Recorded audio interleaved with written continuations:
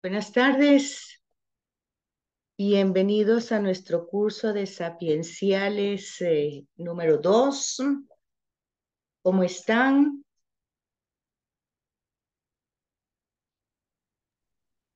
Buenas tardes.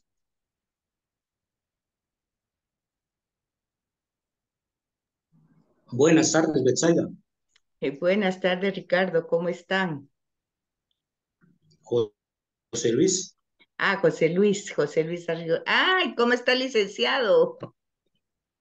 Yo con un poco de catarro, con un poco de gripe, ahí un poco indispuesta, pero ahí haciendo la lucha para darles la clase. Fíjense que como Mire, pues. eh, esta es ya la parte 2, se supone que ya tuvieron la parte uno. Entonces yo necesito hacer una especie de sondeo para ver qué es lo que ustedes captaron en la primera parte.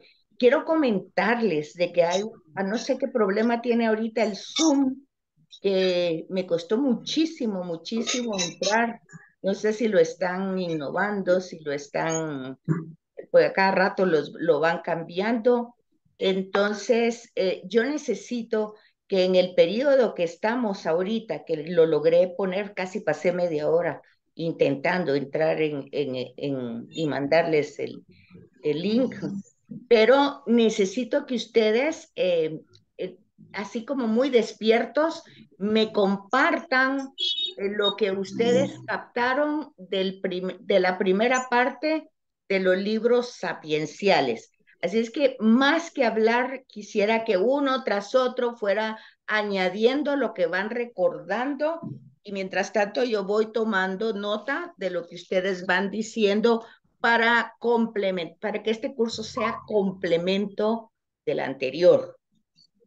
Sin embargo, también ya en el portal ya les puse el programa y según tengo entendido, pues, bueno, primero los voy a escuchar y ya luego les voy a decir cómo me explicaron que habían programado el curso anterior. Así es que necesito escucharlos. ¿Quién me hace favor de compartir? Estoy ya grabando. El tiempo se va rápido. Acuérdense que Zoom, el mío es gratis, entonces son los 40 minutos. Así es que si queremos aprovechar el tiempo, necesito por favor que me compartan. ¿Qué fue lo que captaron en la primera parte que aprendieron?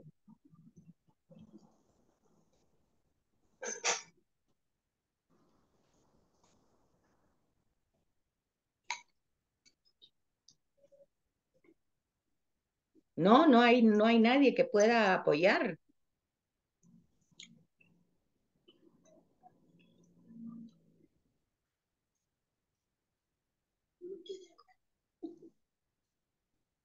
No hay ninguno que no captaron nada del curso anterior. Lo mismo va a pasar en de libros históricos porque es segunda parte. Entonces, yo en el programa que hice, pues ya tengo pues trabajar la parte teológica, necesito que tengan sus Biblias, pero sí el trabajo va a ser un trabajo que hagan en clase.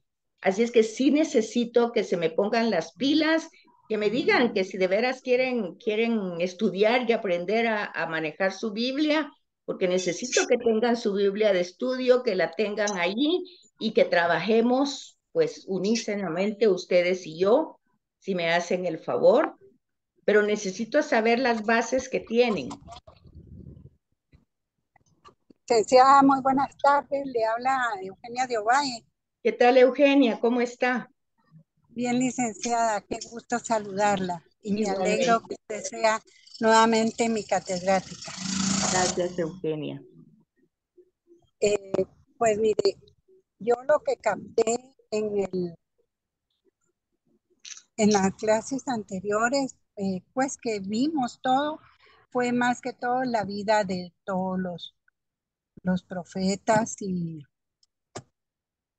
la historia más que todo de su vida, lo que ellos escribieron, lo que ellos fueron. Y yo le decía a Fray Porfirio que el curso pues fue bonito y todo, pero necesitamos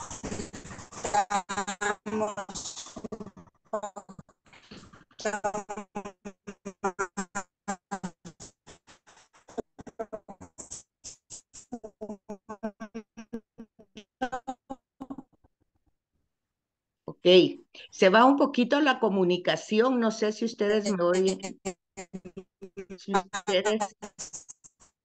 ustedes me oyen.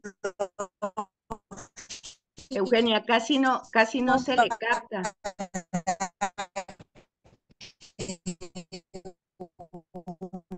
no Eugenia, comprendiera en realidad. Porque quizás por eso. ¿Me escucha, licenciada? fíjese que se va mucho y hay mucha interferencia. No sé si está lloviendo por algún lugar y hay mucha interferencia. Pero el tema es que este no es libros proféticos, es sapienciales.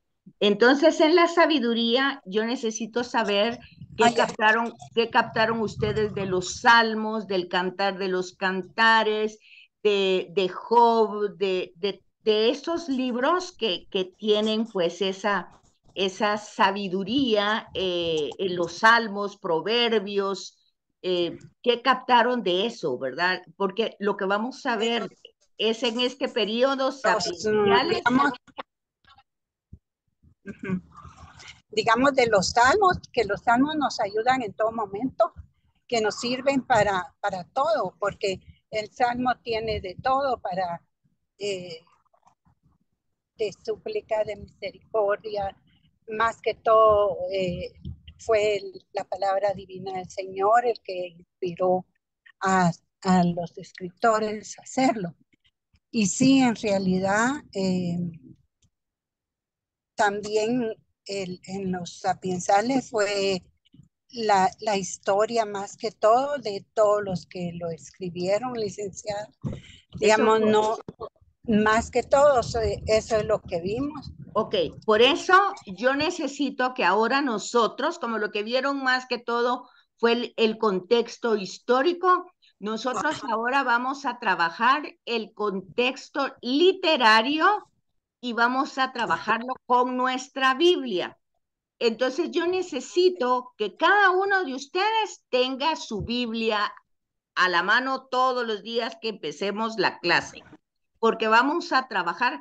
Yo estoy viendo que es mucha la dificultad a veces de comunicarnos, porque yo no sé si me escuchan bien, pero cuando estaba hablando Eugenia, pues se cortaba mucho, había interferencia, no sé si ustedes, hay interferencia ahorita con ustedes. Pero ustedes me No, pueden escribir ahí y me dicen no se le está escuchando, se cortó o cosas así para ir más o menos trabajando. Pues mire, okay. el programa como está presentado es, sí, a mí me explicaron de que habían tenido dos presentaciones que había dado el padre del capítulo 1 y del capítulo 2 en relación a la sabiduría, que es esto, que es el arte de saber vivir rectamente, haciendo el bien, evitando el mal. Entonces es un modo adecuado de enfrentar las diversas circunstancias y que no se trata de un conocimiento teórico o abstracto, sino de una manera, un estilo de vida, una manera de conducir la propia vida. Entonces, según me explicaron a mí, las dos sesiones que dio el padre, pues tenía que ver con esta palabra, Hokmah, que es la manera como se entiende la sabiduría, ¿verdad? Y entonces estábamos viendo de que después ustedes hicieron presentaciones de cada uno de los libros, de Salmos, de cada uno.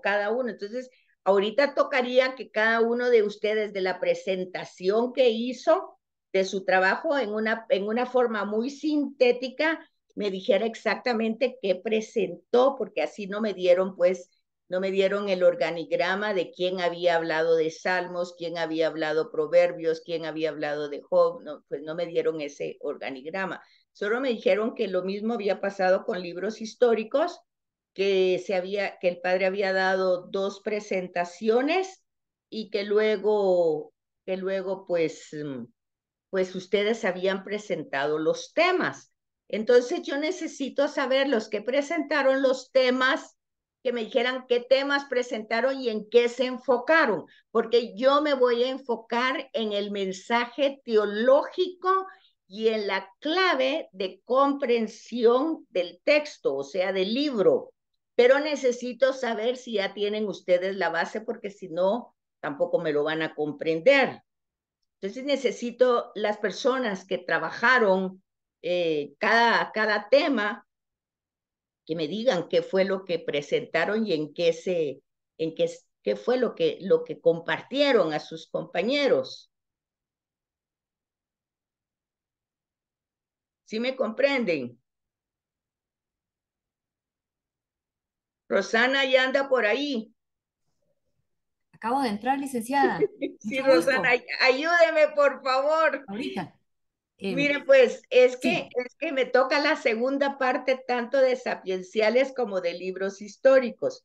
Y me comentaron que la primera parte, pues que la dio el padre Porfirio, me parece, o no sé, que él había dado la presentación histórica y cultural, digamos, de los sí, libros, pero que cada uno de ustedes, el resto del trimestre, cada uno de ustedes habían presentado un libro. Eso fue lo que me dijeron. Y esos. entonces yo estoy haciendo un sondeo para ver qué es lo que cada quien presentó, qué compartieron.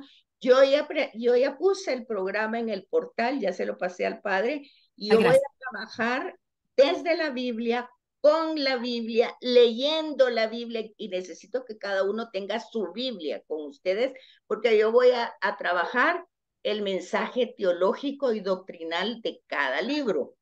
Y entonces, pero yo quiero saber si ya lo anterior, el literario, el cultural, el social, ya lo tienen trabajado en la parte primera.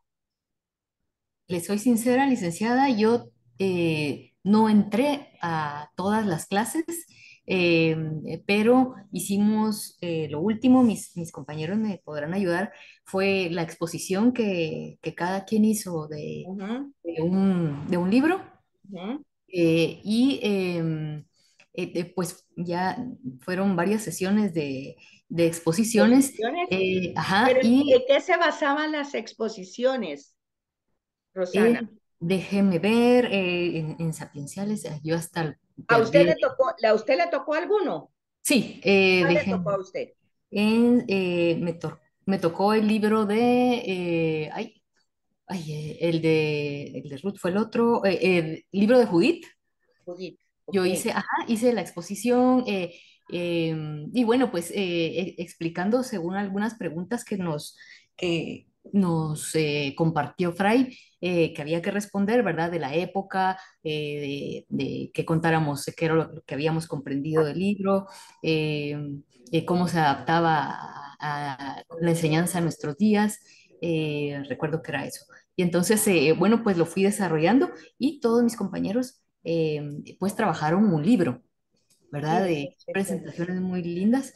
Y bueno, pues esto fue como que la mayor parte del curso. Creo que si alguno me podrá apoyar, había una presentación al inicio que tuvimos una presentación, Dos dos fueron, presentaciones. sí, de Fray. Eso es lo que él nos compartió.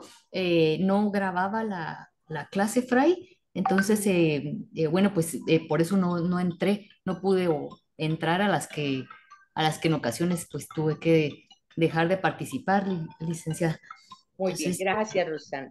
sí, A Bueno, mí me entonces, tocó, ¿qué a mí manda? me tocó Eclesiastés y fueron más o menos como 8 diferentes rubros para que teníamos que presentar de cada libro.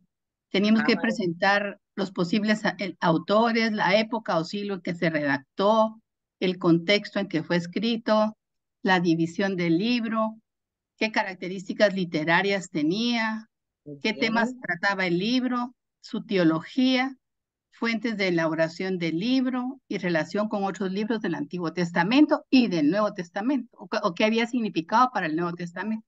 Eso es lo que Gracias. teníamos que hablar. Gracias, Margarita. Usted siempre, las dos, una gran ayuda. Les agradezco muchísimo, Rosana y Margarita.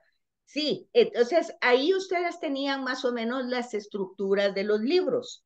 Ahora, como esta segunda parte, pues no se trata de volver a repetir lo mismo, sino que de entrar realmente al texto, porque el estudio bíblico no es solamente una teoría de todo eso, todos esos rubros, como dice Margarita, que vieron del contexto cultural, el contexto literario, el contexto geográfico, los autores, la época, todo eso forma como el esqueleto, digamos.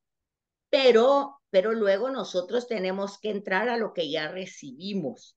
Y entonces el trabajo que vamos a hacer es con nuestra Biblia, es dándonos cuenta realmente de cómo es que tenemos que leer la Sagrada Escritura y cómo darle las interpretaciones a los textos según la teología que va teniendo todo el desarrollo del Antiguo Testamento. Acuérdense ustedes de que nosotros leemos el Antiguo Testamento desde Jesús de Nazaret. El fundamento y base es lo que Jesús le dice a los caminantes de Maús. Todas las escrituras hablan de mí. ¿Se acuerdan ustedes de ese pasaje, verdad? Cuando ya Jesús ha muerto en el Evangelio de Lucas, y entonces aquellos dos personajes ya salen de Jerusalén y se van a Emaús, y en el camino pues los acompaña un caminante. Y entonces les pregunta que de qué van hablando y ellos pues le cuentan de que pues están frustrados, agobiados porque creían, pensaban que Jesús de Nazaret era el Mesías y a todo esto lleva 3 días muertos. Y entonces dice el texto de que Jesús dice que por qué son lentos y tardos en comprensión, si todas las escrituras hablan de él. Y dice, empezando desde el principio, les empieza a explicar. Bueno, ese es nuestro punto de partida para nosotros entrar a los textos. Todo el esqueleto que ustedes ya tienen en la primera parte, pues es muy útil. Pero ahora nosotros tenemos que ir descubriendo en cada libro que leyeron, Pentateuco, todos los 5 del Pentateuco, los libros históricos, que vamos a tener la otra parte, el periodo es más corto, pero vamos a tener libros históricos segunda parte. Luego tenemos los libros proféticos y los sapienciales, pues nosotros tenemos que ir viendo algo que les he dicho yo tantísimas veces, el hilo conductor, la continuidad. Y entonces, desde el principio, cuando estamos hablando del Génesis, nosotros tenemos en Génesis 12, porque ya no vamos a explicar desde el principio, Génesis del 1 al 11, esto con ustedes lo he trabajado muchas veces y ya sabemos que es la historia universal, o sea, la historia universal, cómo es la creación, todo eso, Génesis del 1 al 11. Pero la historia de Israel empieza en Génesis 12. Entonces, lo que yo necesito que trabajemos son las claves de comprensión de lectura e ir viendo la continuidad y el hilo conductor del mensaje, de eso que dice Jesús a los caminantes de Maús. Todas las escrituras hablan de mí. Entonces, si eso es cierto, nosotros tenemos que ir encontrando en el texto esas promesas que poco a poco se van a ir cumpliendo. Ya cuando ustedes tienen los contextos, pues ya entendieron varias cosas. Ya tienen el contexto literario, ya entendieron perfectamente que primero se transmitieron oralmente las experiencias que se tuvieron con Dios, se transmitieron oralmente durante muchos siglos y hasta después se pusieron por escrito. Punto número 1. Pero en esas tradiciones orales hay un principio básico que está escrito. Luego, cuando se escribe es lo más importante. Y eso no lo podemos perder de vista. En Génesis 12, del 1 al 3, que es clave de comprensión de toda la Sagrada Escritura, nosotros vemos de que hay una iniciativa de parte de Dios hacia un personaje que es de Ur de Caldea, o sea, de la Mesopotamia antigua, de un país mediterráneo 100% politeísta. Y entonces, la iniciativa, así empieza la historia de la salvación. Así empieza la historia de Israel. ¿Cómo? Con la iniciativa de Dios. Por favor, eso no se les puede olvidar. No se les puede olvidar, porque eso es básico para la comprensión de los textos y para la encarnación de esos textos en nuestras vidas. La iniciativa y protagonismo de cómo empieza la historia de Israel es de Dios. Ese es el paso número 1. Y luego, Génesis, cuando dice, deja tu casa, deja tu patria, deja tu familia y vete al lugar que yo te mostraré. Ok. Y dice, Abraham marchó. Decíamos en un momento que marchó significa le creyó. Y entonces, a pesar de que tenía en su cultura, en su costumbre, en sus tradiciones, no el hecho de pensar que el politeísmo era como muchos diosesitos así por todos lados, sino que realmente era la comprensión de un mundo de muchas ventanas, por decir así. Y en esas ventanas, pues, actuaba Dios, el de la lluvia, el de la siembra, el de la fertilidad, bueno, entonces eran como muchas ventanas. Y entonces era la manera de comprender su mundo, de responder a las circunstancias de la vida. Cuando nosotros estudiamos, porque algunos de ustedes ya estudiaron conmigo este tema, y cuando lo estudiamos en su momento, nos dimos cuenta de que cuando salen de Ur de Caldea es el papá de Abraham el que sale de Ur de Caldea. Y luego muere cuando ya se casó. Para eso es que necesitamos la Biblia, para ir haciendo esos recordatorios e ir encontrando ese hilo conductor. Entonces, si ustedes tienen ahí su Biblia, vayan abriéndola junto conmigo y entonces van conmigo, porque no es solo que me escuchen, sino que van conmigo. En el capítulo 11 del Génesis, antes del capítulo 12, que vimos esos 3 versículos de clave de lectura, dice que tenía Nahor 29 años cuando engendró a Terah. Terah vivió 119 años y engendró hijos e hijas. Tenía Terah 60 años cuando engendró. Fíjense pues, aquí en el versículo 26 del capítulo 11. 26. Estamos en Génesis 11, versículo 26. Tenía Terah 60 años cuando engendró a Abraham, Nahor y Haram, descendientes de Terah. Terah engendró a Abraham, Nahor y Haram. Y Haram engendró a Lot. Lot era el sobrino de Abraham. Haram murió, el hermano de Abraham se murió.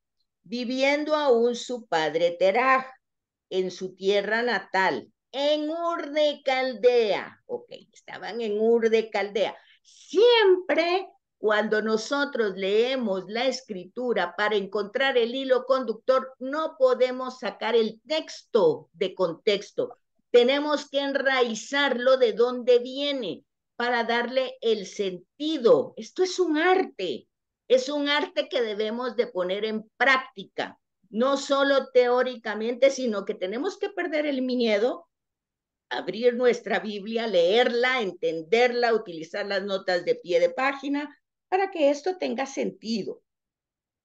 Entonces, Haram murió, Haram hermano de Abraham, murió viviendo aún su padre, Terah, en su tierra natal, en Ur de Caldea. O sea, ellos eran de Ur de Caldea. ¿Dónde es eso? La Mesopotamia. Abraham y Nahor son los dos hermanos, otros dos hermanos. Se murió uno, pero habían otros, eran tres.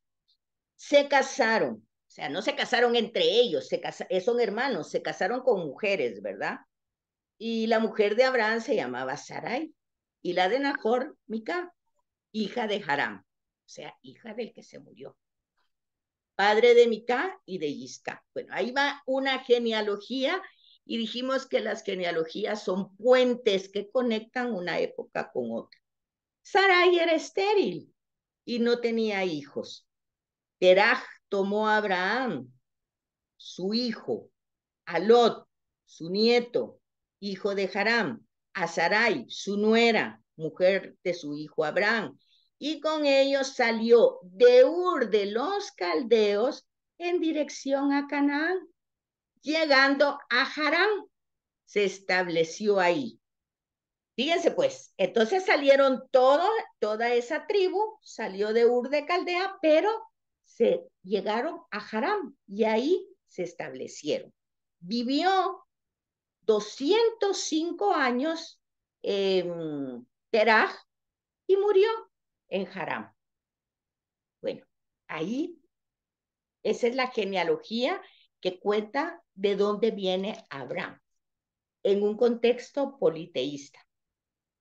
Pero luego, ¿qué vamos a encontrar? Pues luego vamos a encontrar de que el Señor dijo a Abraham, sal de la tierra nativa, de la casa de tu padre, de la tierra, a la tierra que te mostraré. Haré de ti un gran pueblo, te bendeciré, te haré famoso tu nombre y servirá de bendición. Bendeciré a los que te bendigan, maldeciré a los que te maldigan. En su nombre bendecirán todas las familias del mundo. Abraham marchó. Entonces, se dan cuenta ustedes que aquí vemos que este hombre que se ha quedado sin papá, que se ha quedado al frente de una tribu, ¿verdad? Porque estamos hablando de tribus nómadas, entonces está viviendo una circunstancia difícil. Pero en ese momento, en esa circunstancia, hay una iniciativa divina, una iniciativa de Dios. ¿Y por qué esto es clave? Porque esto a nosotros no se nos tiene que olvidar nunca, que todo lo que pasa en nuestra vida no es ni por casualidad ni por el destino, pues hay un proyecto divino, una iniciativa de Dios, pero falta ver si nosotros respondemos. ¿Cómo respondemos? Como Abraham antes, cuando estaba en Ur de Caldea, o como Abraham ahora, que está en Harán y que se quedó sin papá. ¿Y qué hace? Pues no comprendió todo, no lo entiende todo, va a ir llevando un proceso difícil de comprensión en circunstancias difíciles, como en la costumbre tenía que sacrificar, en la costumbre pagana tenía que sacrificar a su primogénito Isaac, y luego vemos que la iniciativa de Dios cambia ese sacrificio por un cordero, ese sacrificio humano por un cordero. Pues llevamos ese hilo conductor, luego con Isaac, luego con Jacob, luego se va a Egipto y llevamos entonces, ¿qué cosa? Dios que va acompañando. ¿Y cómo nos damos cuenta que va acompañando? Bueno, porque Ya con Abraham hace una alianza en el capítulo 15. Luego con Moisés hace una alianza en el Sinaí. Entonces vamos viendo que todo el proceso de la iniciativa divina y de la pedagogía divina es hacer un pueblo. El problema es cómo le respondemos a Dios.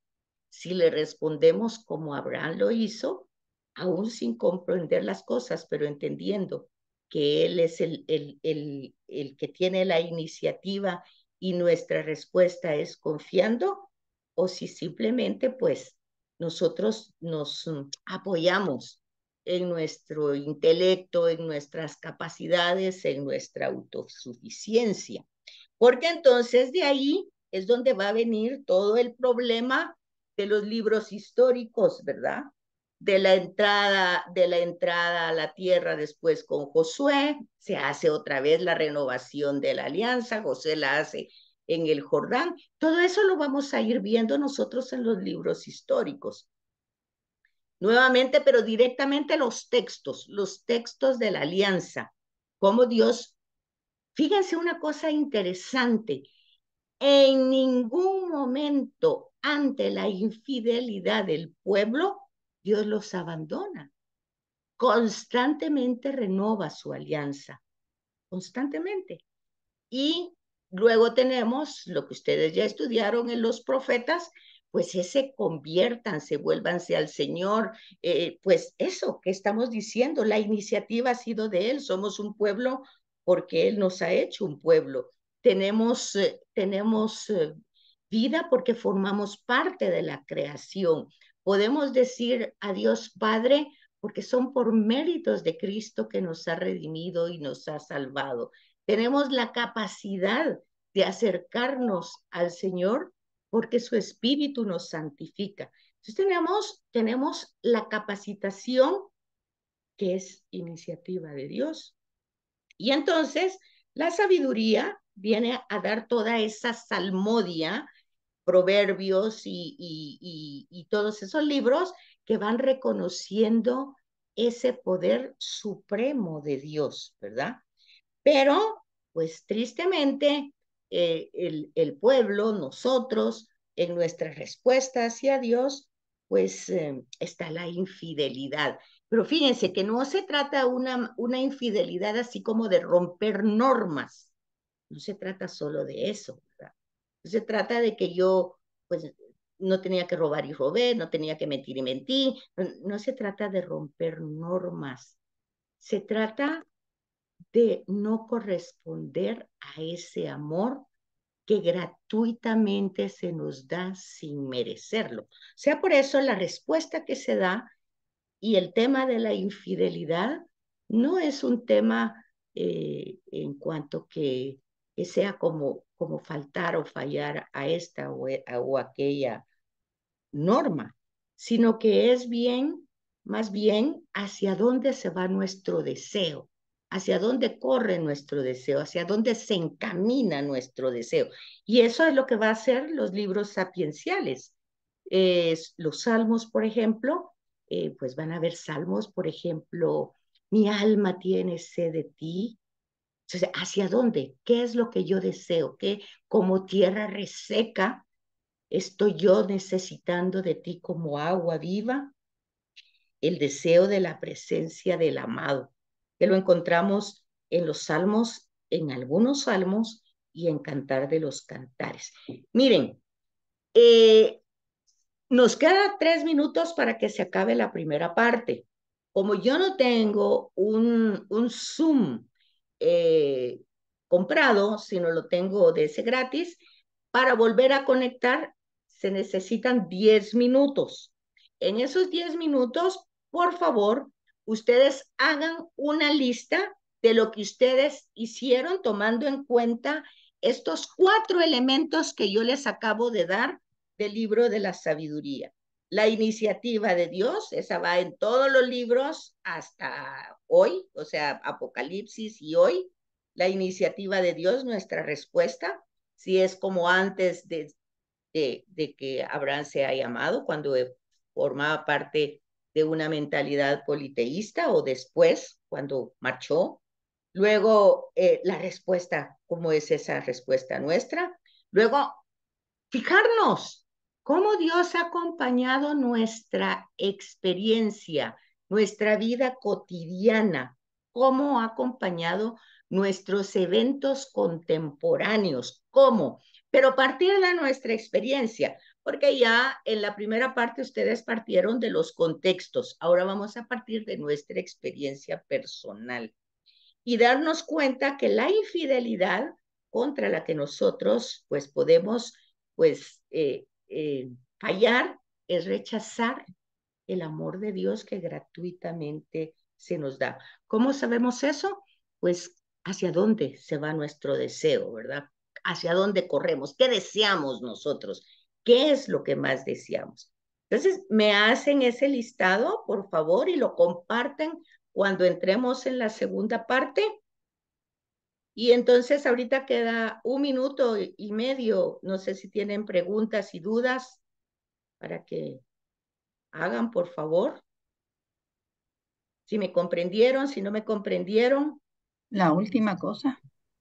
O sea, 4 elementos. La iniciativa de Dios y nuestra respuesta.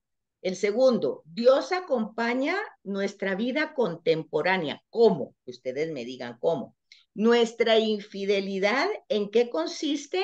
Cuando faltamos al amor, a la respuesta de amor hacia Dios. ¿Y qué deseo es el que nosotros perseguimos en la vida? ¿Cuál es el deseo por el cual nosotros pues estudiamos, vamos, hacemos? ¿Cuál es el deseo que anida en nuestro corazón y por el que vamos pues tras de ese sueño, digamos, así como los que migran, que van al sueño americano, pues ese es su deseo, van hacia ese sueño, ¿verdad? No importa por lo que sufran, lo que pase. Igual, nosotros hacia cuál es nuestro sueño americano. Bueno, podría ser.